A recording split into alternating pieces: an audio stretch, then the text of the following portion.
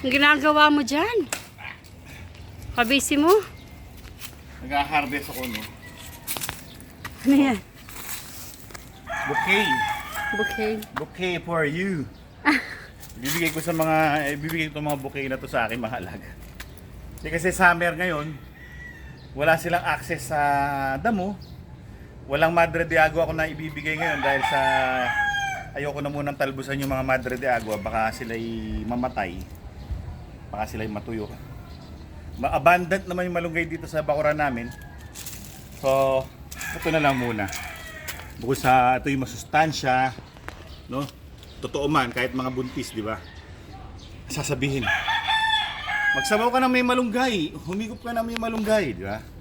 Para sa baby. So, mga baby ko naman to eh. Joke only, baby. Let's go! Diba? So, ilalagay ko muna dito, no?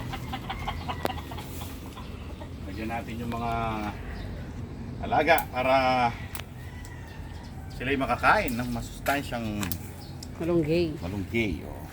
Ito. Bigyan natin ito. Kasi kailangan niya. Malunggay, malunggay. Okay.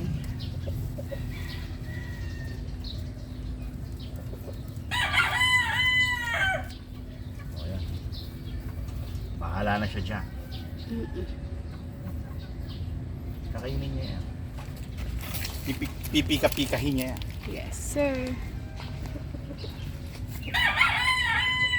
Siyempre, hindi magpapahuli si Judge. Pati itong mga alaga ni Aling Mimay, lalagyan ko na rin.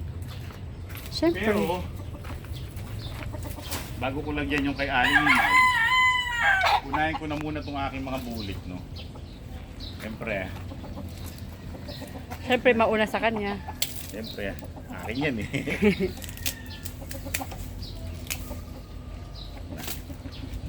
So, dito tayo. Important na chicken. Kailangan sila'y mauna. No? Of course. Para Ganar. bulik spurs. Tignan nyo mga kaibigan, lumalapit na sila.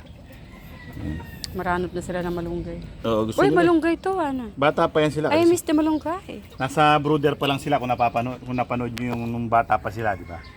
Nasa brooder pa lang eh. Kumakain na yun ng malunggay. O yan, sige. Eat.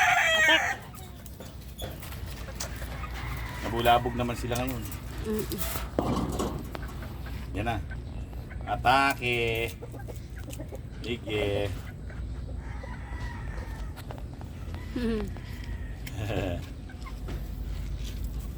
Atak, malunggay.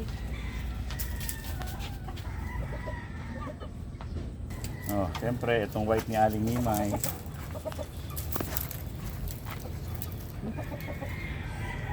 Sumabitski. Mabet. Biligan mo. Ito. Siyempre. Kanino yan? Pandalimon. Kay Aling Mimay yan. Kala ko kay Rodin.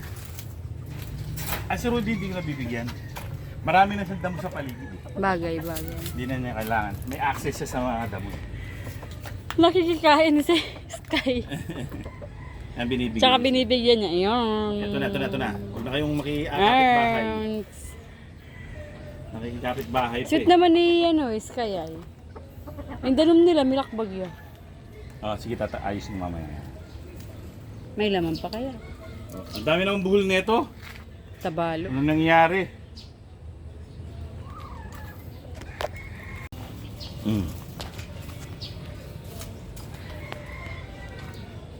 Ang daming binubuhol-buhol. Ito kasi tinatali talaga namin. Kasi minsan bumubukas to. Baka madisgrasya, makalabas yung Si Sky. manok ni Aling Mimay magpunta rin sa tatay niya, magbakbakan sila eh. Truth. Kaya yan ang ginagawa ko. So, may malunggay na lahat dyan. Doon naman tayo sa likod. Malunggay. Para sa mga kitty. Na high strung. Mga high strung yun. Ewan ko ba kung bakit. Hindi sila katulad ng mga kuya nila. Kukura ko na.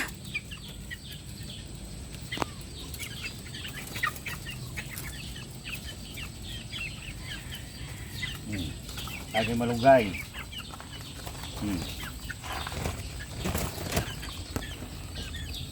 Kainin nyo naman Malalaki na yung mga bunso. Mga bunso yan eh. Malalaki na rin. Lagi malunggay. Hindi ko na kayo istorbo kasi mga high strung kayo eh. Amboy, masarap. Medyo mailap yan mga to kasi hindi ko yan nahahawakan. Hindi ko nasanay nung maliliit pa sila. Hindi katulad nito mga panganay, mga babae. Since itong mga to,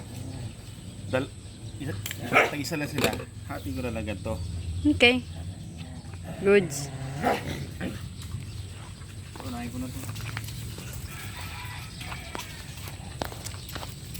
Binsangan? Sige rin. Yun. Yan na. Naharana na yan. Amboy, wag kang magulo dyan, Amboy. Ay, kaya magiging mailap yung mga alaga natin sa style mo eh. Amboy, pasaway. Pasaway yan sa... Ay naku po. Araw-araw niyang iniinis yung kuya niya. Pasaway na aso. At yung mga manok, Istorbo. ni istorbo. Ayan, mali. Saan ka ba talaga? Dito talaga yan. Oh. Oh. Yan, okay. Lutong? Crunchy. O yan. Kain ka na. Tuto ka na yan. Of course. Favorite nila yung malunggay mula bata pa yan sila eh. Judging, wag ka dyan, bebe. Ito naman, para kila magandang dilag. Hindi niya tinitigilin talaga yung kuya niya. Hindi niya tinitigilin. Nagagalit na yung kuya. Pero slowly, nahikipaglaro din si Judge. Tatay kila magandang dilag. Okay. Well, we are here sa mga precious inahin area kung saan lalagyan ko rin ng malunggay. Yan o, yan na, hinaharana na. Yan o. Dito. Kain ka buttercup niyan, ha? Wala, yan. Yan. Okay, kaya na. Buttercup. Tukato Damax. Yan na rin isa. Yan na rin isa. Yan na. Nakaharana na. Yan na. Nag-aantay lang ng pagkakataon, masulo niya yung malunggay. Ito, solo niya yung malunggay talaga. Eager na eager kumain, no? Medyo, tignan nyo yung itsura niya.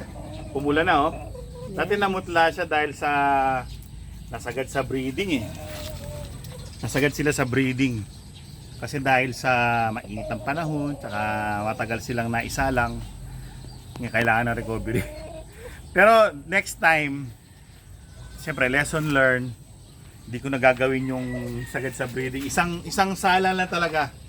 Total, hindi naman kami nagpaparami para lang sa aming pang personal na mga panlaban yan. So, isang salang lang talaga. Ganun. Para wala. Ito, next season. Gusto daw niya yung malunggay. Next season yan. Pogi, no? So, itong mga bulik ko dito, hindi ko nalalagyan ng malunggay muna. Tingnan nyo naman. Kita-kita ba dyan hanggang doon sa dulo? Lahat mga bulik, ang popogi. Ha? Ang taas ng silong, di ba? Mataas yung silong. Alam mo yung silong yung parang sa ilalim kumbaga nung mga unang panahon yung mga bahay may silong yan, may ilalim, may mga poste. Parang ganyan sila, oh. Matataas yung silong, oh. Yan ang mga gusto ko. Kakatawan ng nanay. Si Rudy, baga balance lang siya. Yung sa akin medyo extreme yung gusto ko, yung medyo mataas yung silong. Ayon lang sa preference ko, ah. Ayaw talaga tumigil, oh. Makulit. Naku, Pero napakakulit naglalaro na na si Judge. Tuta. Well, mga kaibigan, yan ang aking hapon. Nilagyan ko ng malunggay. Maglalas na yan hanggang sa bukas, hanggang sa Malanta. Papalitan ko na naman ulit.